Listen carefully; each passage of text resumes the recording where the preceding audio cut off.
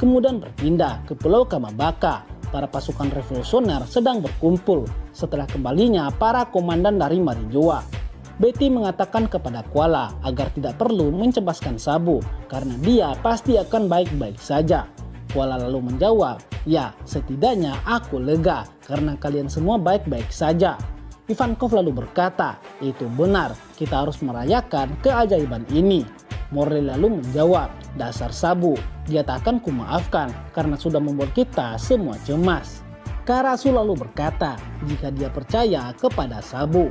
Lalu kemudian Dragon berkata, "Sabu pasti baik-baik saja, tapi jika benar dia yang telah membunuh Raja Kobra, maka aku tak akan memaafkannya meski dia punya alasan kuat sekalipun." Lalu Dragon kemudian berjalan menuju Kuma. "Kuma, apa yang sebenarnya yang telah kau lihat?" Lalu kemudian tiba-tiba dengan musik pun berbunyi dan Kuala pun mengangkatnya. Angkatan laut pun menyadari ada panggilan masuk ke Pulau Kamabaka.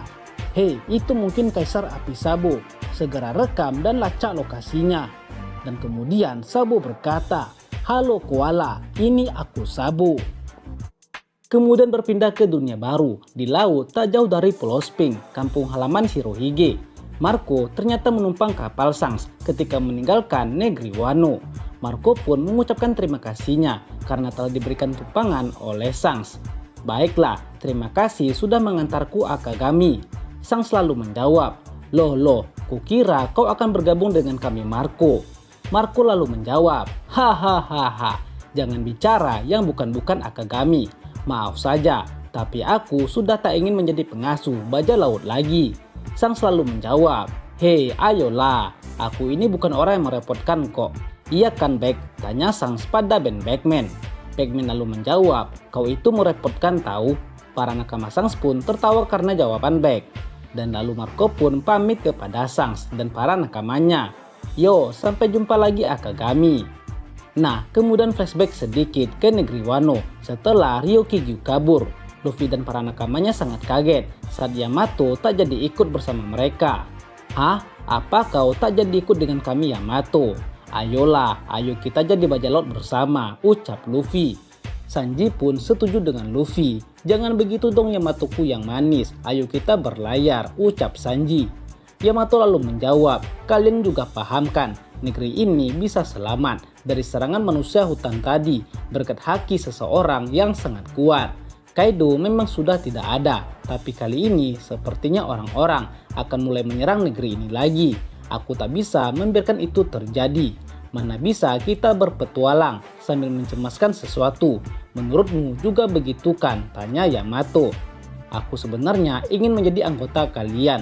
Aku juga ingin dipanggil rekan oleh kalian, tapi aku sudah memutuskan." Luffy lalu menjawab, "Ya, aku paham. Sesuai perkataanmu. Dengan begitu kami juga lebih tenang. Kalau begitu kami titipkan Momo dan negeri Wano padamu." Yamato pun lalu menjawab, "Baik, akan kulakukan." Lalu Zoro berkata, "Tapi Yamato, Momonosuke itu punya harga diri yang tinggi. Bagaimana kau akan menjelaskannya?" Yamato lalu menjawab, "Ya, aku tahu soal itu. Makanya aku lagi cari cara yang tepat untuk menyampaikannya." Sanji pun nampak frustasi karena Yamato gak jadi ikut bergabung dengan mereka. Nah, lalu kemudian Marco pun datang untuk berpamitan. "Yo Mugiwara, aku diizinkan menumpang di kapal yang sedang lewat di dekat sini. Karena itu aku pergi duluan ya." Luffy lalu berkata, "Lah, kau mau pergi sekarang ya Marco? Kau pernah menyelamatkanku ketika perang besar. Terima kasih ya," ucap Luffy. Marco lalu menjawab, "Saat itu semua melakukannya tanpa pikir panjang. Tapi kenapa bisa begitu ya Jinbe?" tanya Marco. Jinbe lalu menjawab, "Wah, aku sudah lupa soal kejadian selama itu. Hahaha." Marco lalu berkata lagi, pastinya juga sangat bangga melihat perkembanganmu Mugiwara. Mulai sekarang ini adalah era kalian. Berjuanglah sekuat mungkin ya. Dan Mugiwara." "Ya, sampai jumpa lagi Marco," ucap Luffy. Lalu kemudian kembali ke masa sekarang di Pulau Amazon Lily. Rayleigh, Saki, dan Boa Hancock sedang membahas tentang insiden yang baru saja terjadi. Pulau Amazon Lily ternyata hancur sebagian setelah peperangan melawan Angkatan Laut dan bajak laut Yonko Kurohige. Akibat perang yang terjadi, kota Amazon Lily pun mengalami rusak parah. Hancock mengatakan jika selama dia masih ada di sana, maka Angkatan Laut pasti akan kembali. Kemana aku harus pergi? Tanya Hancock. Kalau sudah begini, rasanya aku ingin menikah saja dengan Luffy. Lalu kemudian flashback ke beberapa minggu sebelumnya. Angkatan Laut menyerang Pulau Amazon Lily untuk menangkap mantan Shichibukai Boa Hancock. Angkatan Laut yang dipimpin oleh Wakil Admiral Yamakaji dan Kapten Koby menyerang Pulau Amazon Lily. Kita berhasil menembus gerbang mereka, serang semuanya. Namun pasukan Kuja menyerang balik dari dalam pulau. Pertumpahan darah pun tak dapat dihindarkan. Lalu Yamakaji memerintahkan untuk menurunkan senjata Serapim, yaitu senjata SSG ciptaan Vegapunk yang dibuat untuk menggantikan para Shichibukai. Para Serapim dibuat oleh Vegapunk berdasarkan dari DNA para mantan Shichibukai. Jadi mereka memiliki rupa yang mirip dengan para mantan Shichibukai. Kirimkan para Serapim ke garis depan. Apa kau masih tak mau menampakkan dirimu Boa Hancock? Ucap Yamakaji. Lalu kemudian Serapim S-Neck, Boa Hancock dan Serapim S-Hawk Takano Mihawk diturunkan untuk menyeret Boa Hancock. S-Neck melancarkan serangannya dan langsung mengalahkan para prajurit Kuja. Hei, siapa itu? Dia kuat sekali. Tapi dia masih anak-anak. Aku tak bisa melawan anak-anak. Tapi tunggu dulu, wajahnya mirip ratu kita, ucap para prajurit Kuja. Tapi lalu tiba-tiba dari arah belakang muncul kapal berbendera bajak laut Kurohige mendekat ke Pulau Amazon Lily. Oh tidak, ada sebuah kapal yang mendekat. Itu adalah kapal salah satu dari Yonko, si janggut hitam Kurohige. Kurohige lalu muncul dan menggunakan kekuatan Gura-Gura Nomi hingga terjadi gempa dan gelombang tsunami. Zehahaha, aku datang untuk menjemputmu Ratu Bajak Laut. Tak akan kubiarkan kau jatuh ke tangan Angkatan Laut. Kurohige datang bersama dengan Vascoson, Katarina Devon dan ratusan para kronco. Devon berkata, "Yahaha, Hancock, wajahnya sungguh cantik sekali. Rasanya aku jadi ingin memenggal kepalanya dan menjadikannya sebagai hartaku yang berharga." Kurohige lalu menjawab, "Boleh saja, asal selama aku bisa mengambil kekuatannya dulu." Vascoson lalu menjawab, "Hei, tunggu dulu. Sebaiknya biarkan saja dia hidup, lalu bawa dia bersama kita, supaya kita bisa mengakrabkan diri dengannya," ucap Vascoson. Lalu kemudian berpindah ke Wakil Admiral Yamakaji. Para prajurit Angkatan Laut bertanya padanya, apakah yang harus mereka lakukan. Wakil Admiral Yamakaji mohon beri perintah untuk menyerang Yonko Kurohige. Yamakaji lalu menjawab, "Tunggu perintah dari markas pusat." Kemudian berpindah ke Kurohige yang menyerang Angkatan Laut dengan kekuatan Gura-Gura Nomi. "Aku tidak ada urusan dengan kalian Angkatan Laut." Pulau Amazon Lily pun hancur berantakan, terkena gempa bumi. Kurohige lalu berkata, "Hei Boa Hancock, keluarlah sekarang sebelum pulau ini kuhancurkan." Kemudian berpindah ke Koby. Dia sudah yakin jika pasti ada seorang Yonko yang akan mengincar seorang mantan Shichibukai. Koby lalu masuk ke dalam Pulau Amazon Lily dan berdialog dengan Boa Hancock. "Hancock, kami Angkatan Laut tidak menginginkan pertempuran. Kami Angkatan Laut akan berjanji akan meninggalkan tempat ini jika kau bersedia menyerahkan diri." Tapi hal itu langsung ditolak oleh saudara-saudara Hancock. "Kami menolaknya pahlawan Koby. Kau jangan besar kepala ya pahlawan Koby." Hancock lalu juga menjawab, "Dasar bodoh, aku tak akan bergabung dengan siapapun. Aku juga tidak akan tunduk pada siapapun," ucap Hancock.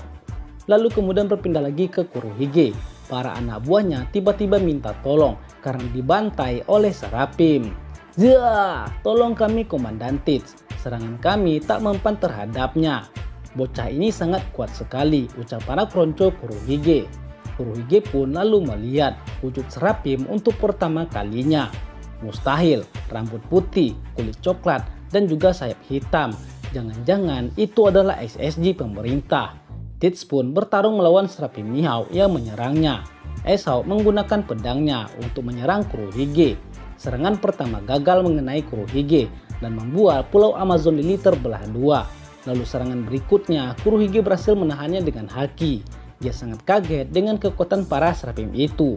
"Apa-apaan ini? Dia kuat sekali," ucap Kurohige dengan berkeringat. Lalu kemudian Kurohige menggunakan Black Hole dari Yami Yami Nomi untuk melumpuhkan S-Hawk. Tapi S-Hawk berhasil menghindarinya. Dan karena keadaan makin mencekam, Hancock pun keluar dan langsung menyerang dengan kekuatan penuh. Hancock menggunakan Slew Arrow yang membuat ribuan prajurit angkatan laut dan ratusan kelonco-kelonco Kurohige menjadi batu. Katarina Devon, Helmeppo, Wakil Admiral Yamakaji, Vasco Shot juga dibuat jadi batu. Dan tak berhenti di situ. Setelah serangan Hancock itu, keadaan pun tambah parah saat Ice Hawk mengamuk. Orang-orang yang jadi batu pun akan hancur jika terkena serangan Serapim Mihawk. Koby yang melihatnya langsung menghentikannya. Hentikan Serapim, kalau tidak semua yang jadi batu akan hancur. Dan Ice Hawk pun menghentikan serangannya, karena saat ini Koby lah yang memegang chip otoritas. Melihat Koby menghentikan Serapim, Hancock lalu kembali melakukan serangan. Namun dia kalah cepat dari Kurohige yang berhasil menangkapnya. Kurohige mencekik leher Hancock dan menyegel kekuatan Meru-Meru no Mi miliknya. Dan Koby hanya bisa menyaksikan saat Hancock ditangkap oleh Kurohige. Alhasil keadaan pun jadi sangat genting. Zehahaha. Sepertinya julukan Ratu Bajak Laut yang kau miliki bukan sebatas gelar ya. Kau bahkan membuat semua bawahanku yang bodoh itu jadi batu. Aku jadi semakin menginginkan kekuatan yang kau miliki itu, ucap Kurohige. Hancock lalu berkata, kekuatanku adalah wujud dari kecantikanku sendiri. Kalau kau membunuhku, maka semua bawahanmu tetap akan jadi batu. Mereka takkan bisa dipulihkan meski oleh pemilik buah iblis ini selanjutnya. Koby yang mendengarnya pun jadi khawatir. Sudah kuduga bahwa Hancock jauh lebih sulit ditangani dari yang kukira. Bagaimana ini? Jika Hancock mati, Helmeppo tak akan selamat. Kurohige lalu berkata, Zihahaha. Sepertinya kita menemui jalan buntu ya pahlawan Koby. Aku terbantu olehmu ketika insiden Rocky Port. Berkatmu aku berhasil mengalahkan Ochoku dan berhasil menjadi penguasa di Pulau Bajak Laut. Ngomong-ngomong, kalau aku melepaskan tanganku dari perempuan ini, apakah menurutmu dia akan mengembalikan rekan kita seperti semula? Tanya Kurohige. Koby lalu menjawab, aku harus membuatnya mengembalikan rekan-rekanku seperti semula. Hancock lalu menjawab, aku akan mengembalikan mereka semua seperti semula jika kalian semua pergi dari sini. Kurohige lalu berkata, tidak, kau pasti berbohong. Begitu kulupaskan tanganku, maka kau pasti akan segera mengubah kami menjadi batu. Dengan begitu kau bisa mengakhiri ini semua kan? Lagi pula tak ada pria yang bisa selamat dari jurusmu. Memang merepotkan, tapi kurasa aku harus membunuhmu, ucap Kurohige. Koby yang mendengarnya lalu berteriak, hei tunggu dulu, kalau kau melakukannya maka akan ada banyak nyawa yang menjadi korban. Lalu kemudian tiba-tiba dari kejauhan datang sang tangan kanan Raja Bajak Laut, Silver Relic. Oh, aku memang sudah menduga bahwa angkatan laut akan mengepung pulau ini. Tapi tak kusangka pertempuran yang terjadi akan sampai mengubah bentuk pulau ini. Maafkan atas keterlambatanku buah Hancock. Aku akan mengurus semuanya. Melihat kedatangan relik itu, Kurohige pun ketakutan. Itu sang raja kegelapan, ucap Kurohige dengan kaget. Lalu relik berkata, hei mantan Kronco Shirohige, aku tahu sikapku ini kurang pantas sebagai orang dewasa. Tapi aku jujur, aku membencimu. Koby pun juga sama kagetnya dengan Kurohige. Oh tidak, itu Silver Relic. Kemudian relik berkata, Hancock, kembalikan mereka semua seperti semula. Aku akan mengawasinya. Dan setelah itu kalian semua jangan berani macam-macam dan segera tinggalkan pulau ini. Nah, lalu kemudian kembali ke masa sekarang. Hancock berkata, aku sungguh bersyukur aku masih hidup. Terima kasih relik, ucap Hancock dan saudara-saudaranya. Lalu kemudian diketahui jika Saki adalah mantan Ratu Amazon Lily generasi terdahulu. Dia adalah mantan Kapten Raja Bajak Laut Kuja. Saki berkata, memang kemajuan teknologi pasti akan menyulitkan seseorang. Bahkan kapal perang batu laut ciptaan Vegapunk sekalipun bukan lagi tempat yang aman bagi Campbell. Lalu Nenek Yon berkata, kepungan angkatan laut dan kemunculan senjata baru serta juga kedatangan Kurohige membuatku sangat takut. Kukira nasib kita semua sudah tamat. Lalu kemudian relik berkata, sejujurnya aku bisa menyelamatkan kalian karena tertolong oleh situasi yang sedang terjadi. Tapi aku pun sudah tua. Mustahil aku bisa menang jika harus berhadapan langsung dengan Kurohige. Dan singkatnya, dari yang kusadari, Angkatan Laut ingin menjadikan senjata baru itu sebagai pengganti kalian para Shichibukai, ucap Relic. Lalu saudara Hancock pun berkata, mereka itu sangat kuat sekali. Sampai akhir perang pun kami tak bisa melukai kedua makhluk itu sedikit pun. Selain itu yang anehnya lagi, salah satu dari mereka sangat mirip dengan kakak saat masih kecil. Nah, lalu kemudian berpindah ke kapal Angkatan Laut yang sedang berlayar. Mereka menerima transmisi dari markas Angkatan Laut yang memerintahkan untuk pergi ke Egghead. Baik, kami akan melanjutkan perjalanan dan berlabuh di Pulau Egghead. Dan lalu diketahui jika akibat insiden dari penyerangan Pulau Amazon Lily, Kapten Pahlawan Kobe telah diculik oleh kelompok bajak laut Yonko Kurohige. Dan saat ini nasibnya tidak diketahui apakah dia masih hidup atau sudah mati. Kemudian berpindah ke kapal Sanigo yang terus berlayar. Luffy tak percaya jika Sabo membunuh Raja Cobra, ayah Vivi. Tidak mungkin, Sabo tidak mungkin membunuhnya. Mana mungkin Sabo melakukan hal seperti itu? Itu pasti bohong, ucap Luffy. Robin lalu menjawab, iya, aku pun sependapat. Lagi pula musuh pasukan revolusioner adalah bangsawan dunia dan bukan raja sepertinya. Dan inilah kabar yang mengguncang dunia. Pasukan revolusioner menyatakan perang terhadap kaum naga langit. Sabo, kepala staf revolusi, membunuh Raja Cobra, Raja Alabasta, Nefertari Cobra, lalu putrinya Nefertari Vivi. Saat ini tidak diketahui keberadaannya. Luffy lalu mengajak para nakamanya untuk pergi ke Alabasta. Hei, ayo kita pergi ke Alabasta sekarang juga. Zoro lalu menjawab, kau sudah dengarkan, Raja Cobra sudah mati. Memangnya kau mau apa ke sana? Lagi pula Vivi juga menghilang di Marijoa, ucap Zoro. Kalau begitu ayo kita ke Marijoa, ucap Luffy. Karibo yang berada di dalam tong pun dibuat ketakutan ketika mendengar Luffy ingin pergi ke Marijoa. Zoro kemudian kembali menjawab Luffy, ke Marijoa, tempat itu adalah markas utama musuh tahu. Memangnya kau mau menghadapi sesi markas pusat Angkatan Laut, dasar bodoh. Luffy lalu menjawab, tentu saja, memangnya kau takut Zoro? Tanya Luffy. Zoro lantas berkata, dinginkan dulu kepalamu, tak ada gunanya meski kita melakukan itu. Para nakama lainnya pun mencemaskan nasib Vivi dan bersedih atas kematian Raja Cobra. Jinbe lalu berkata, sepertinya terjadi kekacauan yang sangat besar pada referee kali ini ya. Franky lalu bertanya kepada Luffy, hai Luffy, kakakmu itu yang kita temui di Dressrosa kan? Luffy pun menjawab, iya, dia Sabo. Luffy, Nami, dan Sanji pun serta Chopper menangis karena mencemaskan Vivi. Aku sudah tidak tahan lagi, aku sangat mencemaskannya di mana dia sekarang, ucap Nami. Aku juga sangat mengkhawatirkannya, ayo kita pergi menyelamatkannya, sahut Luffy. Lalu kemudian Zoro berusaha untuk menenangkan situasi. Hei, tenanglah kalian semua. Luffy, apa kau lupa dengan kata-katamu sendiri saat sesuatu menimpa Ace? Meski dihadapkan pada bahaya besar, tapi Ace pasti akan tetap menjalani hidupnya dengan sekuat tenaga. Dan apa kau meremehkan Vivi? Dia itu adalah wanita yang tangguh. Jika tiba saatnya bagi kita untuk bergerak, aku pasti tak akan ragu untuk menghadapi siapapun. Tapi jangan buat kegaduhan saat kita tak bisa berbuat apa-apa. Kita juga tidak memiliki informasi apapun tentang masalah ini, ucap Zoro. Namun kata-kata bijak Zoro itu pun diuluk-uluk oleh Nami, Luffy, Sanji, dan Chopper. Dasar tak punya hati, Kaido hijau, Marimo sialan. Kemudian Robin berkata, rupanya banyak hal yang terjadi saat kita di Wano. Bahkan sekarang pun situasinya masih terus berubah. Penghapusan sistem Shichibukai telah membuat para bajak laut setingkat mereka berkeliaran dengan bebas di lautan. Akibatnya lahirlah sebuah serikat bernama Cross Guild yang dicetuskan oleh Yonko baru bagi si badut jenius. Mendengar hal itu, Luffy lantas berkata, hei, yang benar saja, itu pasti berita ngarang. Lalu kemudian Robin melanjutkan, selain itu masih ada berita lain yang menyebutkan beberapa nama yang berkaitan denganmu Luffy. Apa kau masih ingin mendengarnya? Tanya Robin.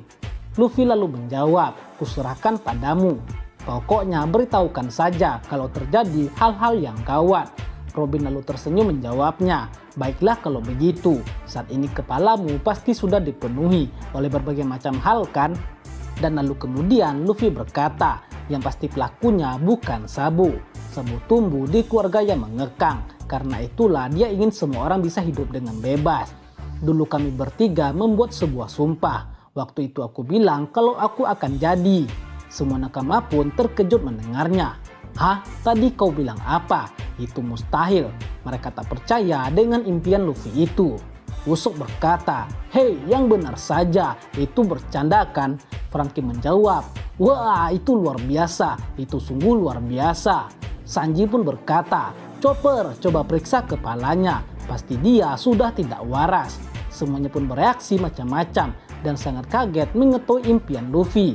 Usopp lalu menjelaskan, "Hei, dengar ya, mana mungkin kau bisa melakukan hal seperti itu?" Luffy lantas menjawab, "Kalau aku berhasil menjadi Raja Bajak Laut, mungkin aku bisa melakukannya," ucap Luffy. Usopp lalu berkata, "Kurasa hanya kau seorang yang berpikir seperti itu." Mendengar hal itu, Luffy pun berkata, "Loh, memangnya aku belum pernah mengatakan kepada kalian ya? Bukankah sepertinya aku sudah pernah mengatakannya?" Usopp lalu menjawab, "Kami tak keberatan meski kau tak mengatakannya, soalnya itu sangat mustahil." Luffy lantas berkata, "Oh ya, sekarang aku ingat. Sepertinya aku memang hanya pernah mengatakannya kepada Shanks, Ace, dan juga Sabo." Robin lalu bertanya, apa reaksi mereka bertiga? Luffy terus menjawab, mereka malah tertawa. Bahkan Shanks sampai tertawa menangis. "Hehehehe, tapi itu adalah impian terbesarku," ucap Luffy. Mendengar hal itu, semua nakama pun tertawa. Jinbe bahkan sampai meneteskan air mata. "Hahaha, karena aku sudah ikut naik kapal ini, aku pun tak bisa mundur lagi. Rupanya aku telah bergabung dengan kapten yang merepotkan." Chopper lalu berkata, "Itu hebat sekali Luffy, kau punya impian yang sangat luar biasa." Nami juga berkata, "Benar-benar ciri khasmu ya." Franky juga menjawab, "Setidaknya kau harus menjadi Raja Bajak Laut untuk bisa mewujudkannya. Dan kini kita hanya perlu menemukan satu rod poneglyph lagi untuk bisa mencapai Laftel." Robin lalu berkata, "Jangan mengatakannya seolah itu mudah Franky. Poneglyph terakhir itulah masalahnya. Karena selama ini tak ada seorang pun yang pernah menemukan poneglyph itu. Bahkan tak ada petunjuk sama sekali mengenainya." Lalu kemudian berpindah ke markas pusat Angkatan Laut.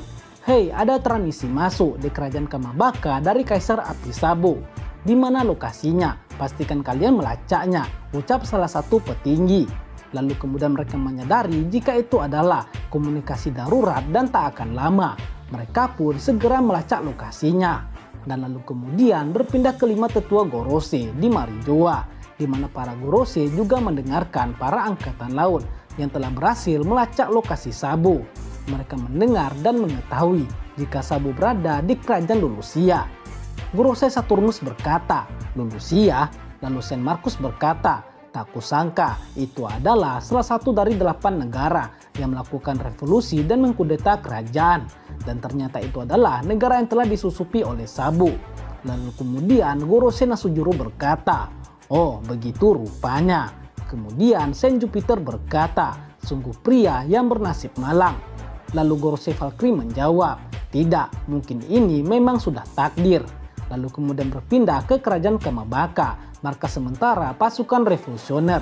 Para pasukan revolusioner pun sangat begitu gembira mengetahui Sabo baik-baik saja. Sabo lalu berkata, "Maaf, aku sudah menyusahkan kalian. Dragon Sans, bukan akulah pelaku yang telah membunuh Raja Cobra. Tapi ketika berada di Marijoa, aku melihat sesuatu yang sama sekali tak terduga.